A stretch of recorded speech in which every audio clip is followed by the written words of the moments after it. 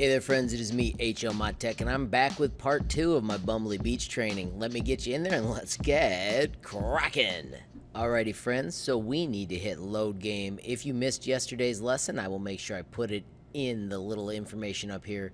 Remember, we slide down, and of course our parks are named by day. Make sure you put the new day after yours when you save at the end of this. Today I'm going to show you why this raised land out here is not a problem. Watch how easy it is to build a ride on top of this stuff using elevated paths. Let's click the rides. We're just going to do a simple ride because we're building all of these, and I'm going to build the amazing tower. I'm going to set it right on top, but I do want to rotate it around so it's facing the right way. When you build this ride, you need to add all of the little towers, and then you need to choose the entrance and the exit mode. I'm going to just put them side by side. Notice they are on stilts. It is not a problem though. When you click on the building, just do the elevated path and then click on the entrance, not out in front. At that point, you can click this button and aim them to draw your path. It's always aim and then click and then aim, and this time I'm going to click twice. And then I'm going to go back once. So notice I'm one away from the exit. And then I've got to switch to my exit path and connect it. So now I've got the cool entrance line and I've got my exit path. And then I can simply add them to connect them to the park. That is why these elevated areas or the lower areas just don't matter. Don't waste money on this land tool. That is your secret of the day. It will break you.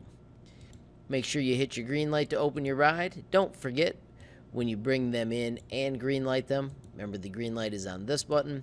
And then also click on your free ride and raise it up. Let's take a quick look at our ride research and development. You can see that it is making the steel mini roller coaster, so I want to build that as soon as it finishes. I showed you yesterday to set it to maximum funding. I'm going to close that now. Let's look at my current rides, and when we bring up the rides in attraction, let's sort them by status. The most busy is Ferris wheel. I built 2 of them. How silly is that? I'm going to check the popularity. I've got a couple rides that aren't that exciting to people, but that's because they're just not that exciting of rides. The best one, of course, is RollerCoaster 1. If RollerCoaster 1 were starting to lose some of its luster, one cool thing that you can do is you can change the trains, so you can do different colors per vehicle, and then you can also make your own color schemes instead of just using theirs. But it's that easy to adjust and make it unique. Changing the prices is another way. So right there it was $4 a ride. I'm going to change it down to $2 a ride. And then also you can make it play music as it rides. But remember, in my class, I always want the speaker set to off, so that way we don't have any annoying sounds. If you don't like their colors, you can grab your own and boom, make it really, really spicy instead of the way that it was when they gave it to you. I'm going to make the little post pop real quick by putting a crazy red underneath. And then when I close it, I can check out my RollerCoaster 1. For some reason, my colors did not adjust. Let's test that again. I'm going to hit these colors. I'm going to pick my cool styles. There we go. Now it's changing the way I expect. Why not? And then I'll put a blue for the post. That looks a lot more snazzy. Today's going to be a super quick one. Let's wrap up with some shops.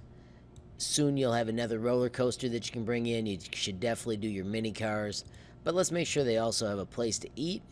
When you bring them in, just make sure they're aimed the correct way. That arrow was pointing that way, so it's super simple to drop it in. And then as usual, green light it, and don't forget you can adjust your prices when you want to. I'll add one more shop. If you're going to buy fries, you need pop, and I'm also going to remind you that you can rotate them so they're aimed the right way. Green light it, double check your prices.